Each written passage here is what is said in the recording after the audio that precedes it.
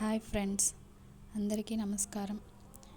ఇవాల్టి మన కథ అందరి లైఫ్లో ఎప్పుడో ఒకసారి ఎదురుపడే ఉంటుంది ఇలాంటి సంఘటన. ఇంకా మనం కథలోకి వెళ్దాం. రాత్రి టైం 12 గంటలు. ఒక ఫోన్ రింగ్ అవుతూ ఉంటుంది. బద్ధకంగా ఫోన్ లిఫ్ట్ చేసి చెవి దగ్గర పెట్టుకుంటుంది ఒక అమ్మాయి. అటువైపు నుంచి హ్యాపీ బర్త్డే మై డియర్ అంటూ ఒక అబ్బాయి గొంతు వినిపిస్తోంది. ఆ అమ్మాయి అబ్బాయి గొంతు ఆతృతగా విని, థ్యాంక్ యూ, నీ పేరు ఈరోజైనా చెప్పవా ప్లీజ్ అని అడుగుతుంది.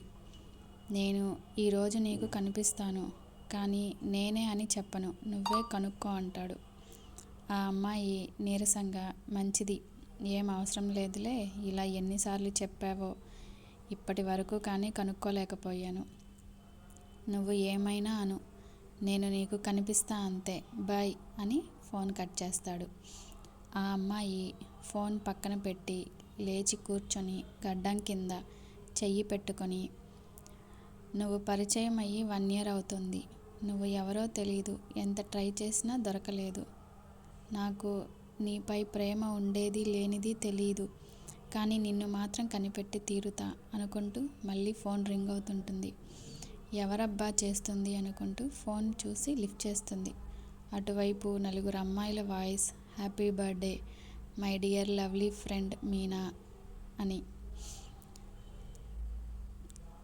థ్యాంక్స్ గర్ల్స్ అంటుంది ఆ అమ్మాయి. వట్టి థ్యాంక్స్ మాత్రమేనా? ఇంకొక అమ్మాయి అడుగుతుంది.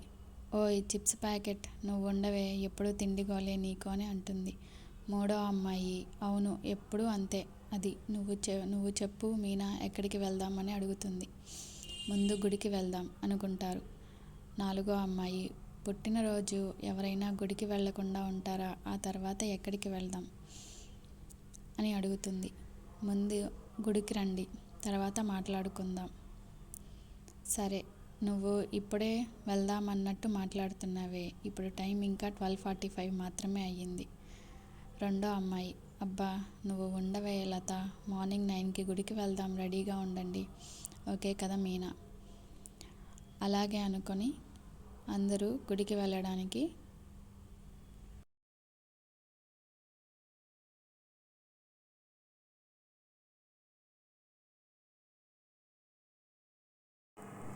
అది ఒక చిన్నగా కాకుండా పెద్దగా కాకుండా ఉండే హాల్.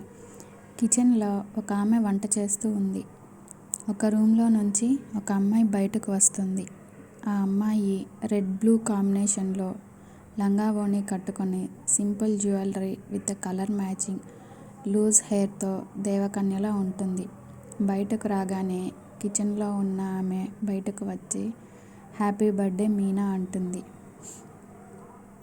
థ్యాంక్ యూ శ్రీ, మీ ఆయన, అదే మా నాన్నెక్కడా అని అడుగుతుంది. అదిగో వస్తున్నారు చూడు అని ఒకవైపు చూపిస్తుంది. చూపిస్తున్న వైపు చూస్తుంది. మీనా వాళ్ళ నాన్నగారు స్టెప్స్ దిగుతూ వస్తుంటారు. మీనా దగ్గరకు వెళ్ళి హ్యాపీ బర్త్డే నాన్న అంటుంది.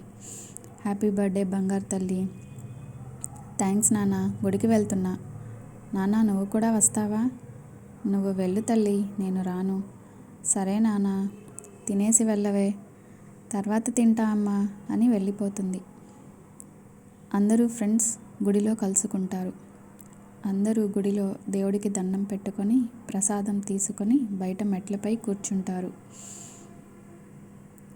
ప్రసాదం తిన్న తర్వాత అందరూ లేచి స్టెప్స్ దిగుతూ వెళ్తుంటారు. మీనా స్లిప్ అయ్యి కింద పడిపోతుంటే ఒక చెయ్యి తన నడుమును తాకుతుంది. పడిపోకుండా ఆపి మీనాను సరిగ్గా నించోబెడుతుంది.